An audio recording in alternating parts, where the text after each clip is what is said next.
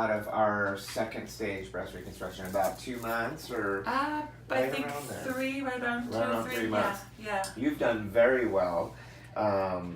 Your whole process, you were diagnosed with, remind me the stage of your breast cancer. I was at stage 0 in Okay. situ. Which yeah. is great. Yeah. So no lymph nodes. No lymph nodes, no radiation, No radiation. no chemo. Yeah. Okay, so you actually had a really fortunate diagnosis, and then we performed our initial breast mastectomy, immediate breast reconstruction with Dr. Spivak. 9/11. No, 9/11. What a lucky day. I know. And that's why you did so We well. removed the twins. We did, and we got you the new ones. Yeah. So we did a combined, Dr. Spivak did the bilateral mastectomies, I came in and did the immediate breast reconstruction with the tissue expanders and Yes. stratus for the lower pole, Yes. alloderm I should say. And then we went through the expansions we started about 3-4 weeks. Tell us a little bit about that. Did it hurt at all? Did we go slow enough? Yeah, I mean, it was really. I thought it was pretty interesting how it all worked. Yeah. The science behind it. Yeah. But no pain. Good. No discomfort. Yeah. It really was very. I mean, they just kind of like. Slowly just inflated, slowly just filled the inflated. balloons Yeah. up, so And to speak. it was nice because as you're healing and adjusting, you're going through stages and you're able to kind of cope with it a little bit better. Yeah. You know? Yeah. It's all in steps, which gives Right. yourself time A and process. your body time. Yeah. Kind of a journey. Yeah. Definite So, journey. you know, I feel like you healed so well from the physical standpoint. I mean, tell me a little bit about the mental, emotional recovery. Do you feel like that? You know, I'm gonna say since we're talking, you know, and meeting other breast cancer survivors and breast, especially right after surgery, is that my mastectomy and reconstruction from the get-go was beautiful, and it didn't look like I was mutilated, and I think that has to do with the vertical scarring. That's just my opinion. That's the right. vertical scarring, and the whole process, because that horizontal scar really it's a sign, and it makes you feel like you're mutilated. Yeah. I mean, and just talking to other women with their experiences, Right. I never felt like my body was mutilated. I never felt like that. Like the cancer part was gone, but I didn't have all the other stuff going through, because when I looked in the mirror, it just looked like I was like getting like a lift, like a little lift, you know. And the compassion of your staff and everything else, just I mean the care, the level of care. I'm very passionate. I don't understand why it's not a standard. Yeah. Right? I don't understand why it can't just be like this. Yeah. It makes a huge, and I think it makes a difference in the healing. Right. Because gravity's not pulling it apart. Exactly. It's like you're supported. I mean, it was a beautiful experience, and a lot of it has to do with the visual that you see in the mirror every day. Right. Yeah. Right. Yeah. And what was the original cup size? Remind me that you started with. Oh my gosh, I was like an 8. Yeah, you were a good size, H. and I think just to touch upon what Kelly was talking about is that you had enough skin so that I could design a breast lift type scar, and so fortunately, just as you mentioned, you don't have any verticals. No. It looks like a lift.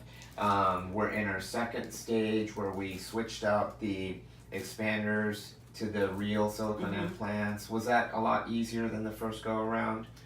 Yeah. The recovery? Yeah. Yeah. That was pretty. You flew through that. Yeah, that Okay. was. Yeah. But I think you do extra special stuff with the pain, and pain management and stuff like that. Which, and talking to other women in my breast cancer support group, that they don't.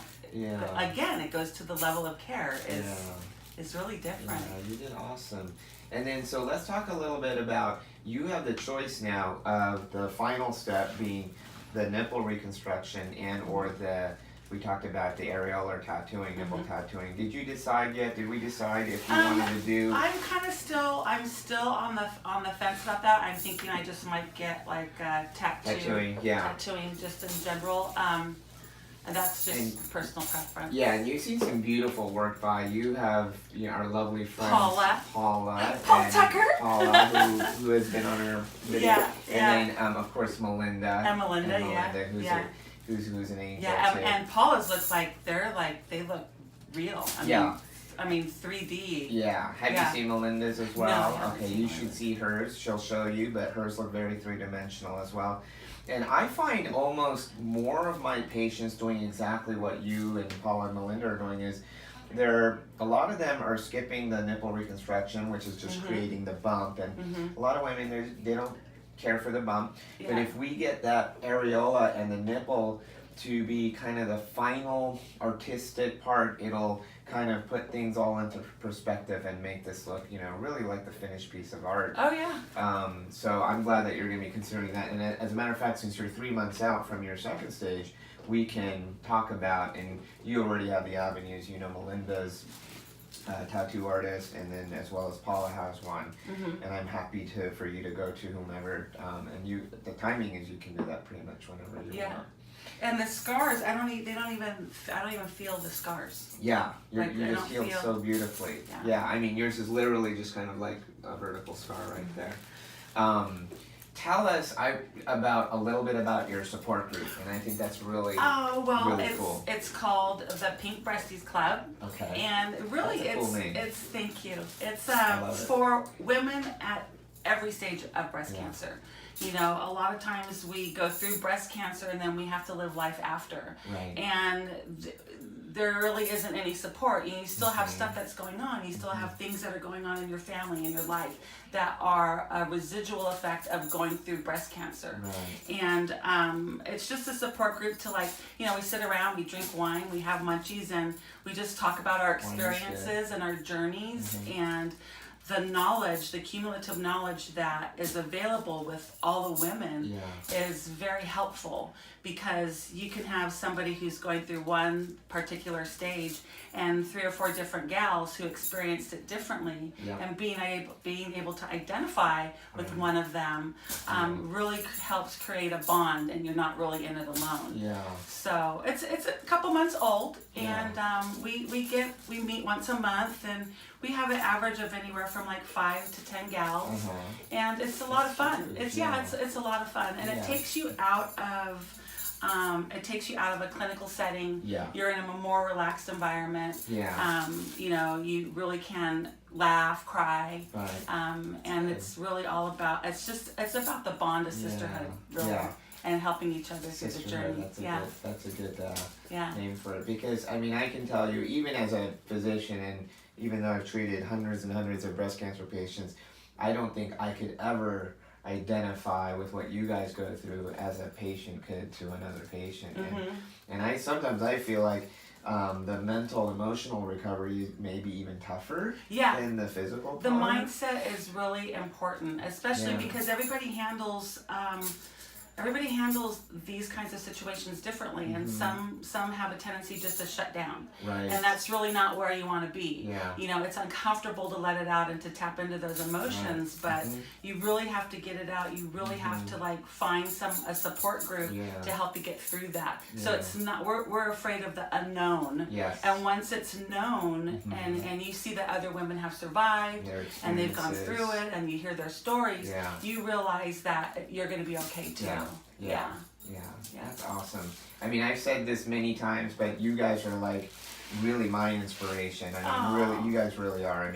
Just to be able to go through, first of all, to conquer cancer, be a survivor, and then to lead, and as an example, it's pretty phenomenal. So thank you, Dr. I admire what you guys have started, and I really appreciate it, because it helps my future patients, and hopefully, if it's okay for you, I'll keep referring them. Hey, absolutely. Are you kidding? I'm the bigger, the more, the better. You guys might have 100 in a support group. We want that. We want that, and that way we can make a difference with others. It just takes one person to share their story, and they can affect so many more people, and nobody has to suffer by themselves.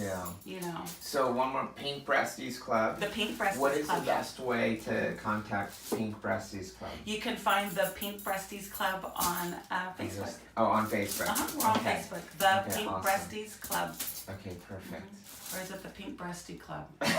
We'll find out. it. Yeah. But it'll be, yeah, we'll find it for sure. But I think that's just such an important outlet, and I'm proud of you guys for starting. Thank you. And the other cool thing Kelly does is look at these cool. Now you make these? No, I don't make Okay, them. I just alright. collect them. All right. Those I are- collect crystals. special, Yeah. yeah. There's my medicine. I didn't wear mine today, but you gave me a really cool crystal. I Yeah. felt like Superman with that. So. You are Superman. Oh, and in yeah, this you're and in this Superwoman. and in our area here, it's Dr. Park, it's Dr. Park. Oh, I Anybody who appreciate talks it. about Dr. Park, like Dr.